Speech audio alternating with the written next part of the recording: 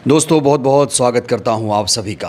सोचिए अगर किसी रैली के लिए जगह भी तय हो, तारीख भी तय हो और प्रशासन अड़ंगा लगा दे, प्रशासन रैली के लिए परमिशन ही ना दे, तो इसे आप क्या कहेंगे? चंद्रशेखर के साथ कुछ ऐसा ही हुआ है। आज वैसे तो उत्तर प्रदेश में दो महत्वपूर्ण रैलियां हैं, लेकिन चंद्रशेखर की रैली को लेकर जो खबर सामने आ रही है उस पर हम बात करेंगे। लेकिन सबसे पहले बात इस शख्स की करेंगे। दोस्तों, क्या आप इन्हें पहचानते हैं? चेहरे से पहचानते हैं? क्या इनका आप नाम जानते हैं? अगर नहीं तो मैं आपको बता दूं कि ये बहुजन समाज पार्टी के चर्चित चेहरा माने जाते हैं। ये उत्तर प्रदेश से आते हैं। उत्तर प्रदेश में एक ज़िला है मुजफ्फरनगर। मुजफ्फरनगर से ये आते हैं और इनका नाम है उपकार बावरा। खबर ये मिल रही है कि उपकार बावरा को पार्टी से निकाल दिया गया है। मुजफ्फरनगर के ज़िला अध्यक्ष आनंद प्रकाश ने बाकायदा इसको लेकर प्रेस नोट भी जारी कर दिया है। इन पर दो महत्वपूर्ण आरोप लगे, वही आरोप जो आमतौर पर हर नेता पर लगता है। जब कोई नेता किसी पार्टी से निकाला जाता है तो उस पर दो तरह के आरोप लगते हैं। आप लोग इसे नोट भी कर सकते हैं। अनुशासनहीनता, पार्टी विरोधी गतिविधियों में शामिल, ये आरोप इन पर लगा है। अब ये आरोप कितना सही है ये तो जांच का विषय है, लेकिन बहरहाल इनको पार्टी से निकाल दिया गया है। और दोस्तों, ये कोई नई बात नहीं है बीएसपी में किसी नेता को पार्टी से निकाल देना। इससे पहले आपने दो नेताओं का नाम सुना होगा, एक जयप्रकाश और आकाश आनंद। आकाश आनंद को भी पार्टी से निकाल दिया गया था, जयप्रकाश को भी पार्टी से निकाल दिया गया था साल 2018 में। लेकिन जयप्रकाश लगातार बहुजन समाज पार्टी के लिए समर्पित रहे, हमेशा हर मंचों पर बीएसपी की तारीफ़ की, बीएसपी चीफ की तारीफ़ की, और आज उनकी फिर से बसपा में वापसी हो चुकी है। आकाश आनंद भी पार्टी में आ चुके हैं, अब तो वो पार्टी के राष्ट्रीय संयोजक बन चुके हैं। लेकिन जिस तरीके से उपकार बावरा को निकाला गया उसको लेकर कई सारे गंभीर सवाल खड़े हो रहे हैं। सबसे पहला सवाल यही है कि आखिर उपकार बावरा को पार्टी से क्यों निकाला गया। दोस्तों, सबसे पहले मैं आपको दिखाता हूं कि पार्टी से निकाले जाने के बाद उपकार बावरा ने पहला जो रिएक्शन दिया है वो क्या था। पार्टी से निकालने जाने के बाद इनके दिल में, मन में क्या चल रहा है, सबसे पहले आप इसे देखिए। अनुशासनहीनता कुछ रही होगी जिसकी वजह से आदरणीय बहन जी ने निर्णय लिया है, और बहन जी का जो निर्णय है, मैंने पहले भी कहा कि पार्टी के हित में और कहीं ना कहीं उन लोगों के हितों में रहा जिन लोगों का निष्कासन किया गया या जिन लोगों को पार्टी से बाहर किया गया, चाहे वो जयप्रकाश जी हो, चाहे वो आकाश आनंद हो, फिर चाहे वो उपकार बावरा ही क्यों ना हो। तो बहन जी हैं, हमारी नेता हैं, और हमें अपने नेता का हर हुक्म हमारे सर आंखों पे है। ठीक है, कोई दिक्कत नहीं है भाई। मैं तो एक छोटा सा कार्यकर्ता हूँ और कार्यकर्ता की हैसियत से मैं पार्टी में लगा हुआ हूँ और लगा रहूंगा। कार्यकर्ता का काम जो है, जरूरी नहीं है कि किसी पद पे या किसी तमगे को लगा करके ही करा जाए। मैं पार्टी हित में, समाज हित में कल भी काम कर रहा था जब किसी ओहदे पे नहीं था, या किसी जब मैं पार्टी में नहीं था तब भी मैं पार्टी का काम किया करता था।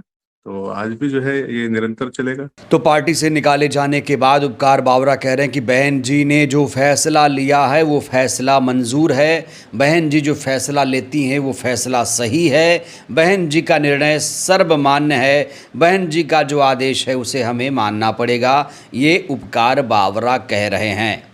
अब मैं आपको इनका एक और बयान दिखाने जा रहा हूँ जिससे आपको पता चलेगा कि इन्हें पार्टी से क्यों निकाला गया। क्या बता रहे हैं, सुनिए जरा। नहीं, ऐसा जो है कुछ समर्थक रहे हैं जिनकी वजह से ये चीजें हुई हैं। और देखिए, हर कोई आदमी किसी क्षेत्र में जब रहता है, चाहे वो राजनीतिक हो, चाहे वो कोई भी क्षेत्र हो, तो कुछ लोगों की महत्वाकांक्षाएं, अपेक्षाएं उससे जुड़ती हैं।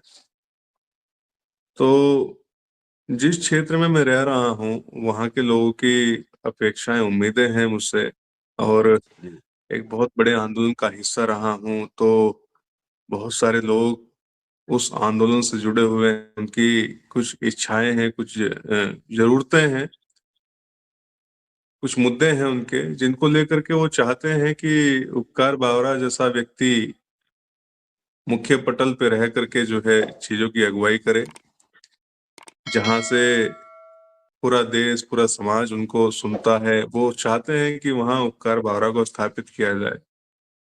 तो यही था कि भई उनकी इच्छाओं का दमन ना हो, उनका भी सम्मान रखा जाए, इसीलिए थोड़ा-सा जो है उन लोगों ने प्रयास किया।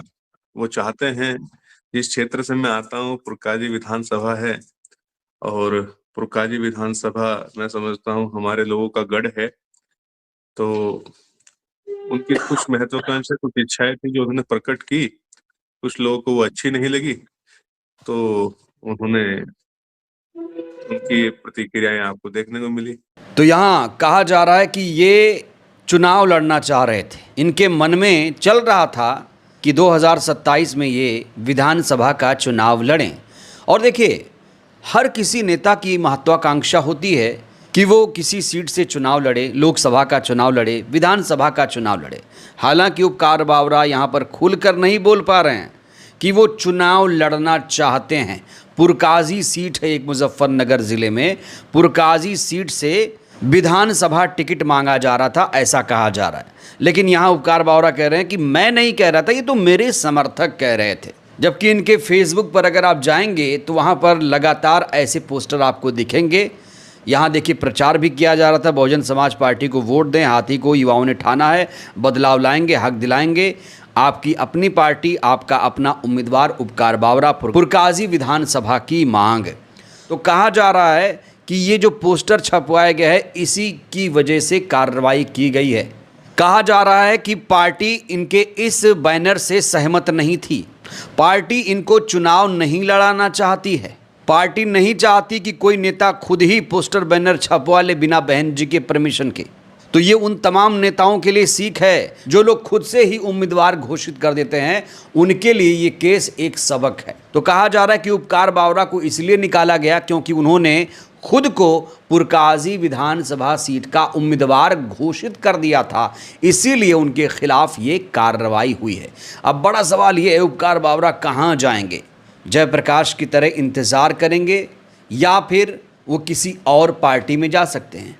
वैसे कहा यह भी जा रहा है कि उपकार बावरा चंद्रशेखर आज़ाद के साथ भी काम कर चुके हैं, भीम आर्मी में भी काम कर चुके हैं, भीम आर्मी छोड़कर बसपा में आए थे और बहुत समर्पण भाव के साथ बसपा में काम कर रहे थे। लेकिन इसी पोस्टर की वजह से उनको पार्टी से निकाल दिया गया, ऐसा कहा जा रहा है।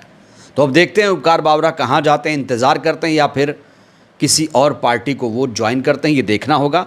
अब बात करते हैं चंद्रशेखर आज़ाद की। दोस्तों, आज उत्तर प्रदेश में दो बड़ी रैलियाँ, एक तो नोएडा के दादरी में अखिलेश यादव की रैली है, तो दूसरी तरफ चंद्रशेखर आज़ाद की लखीमपुर खीरी में रैली है।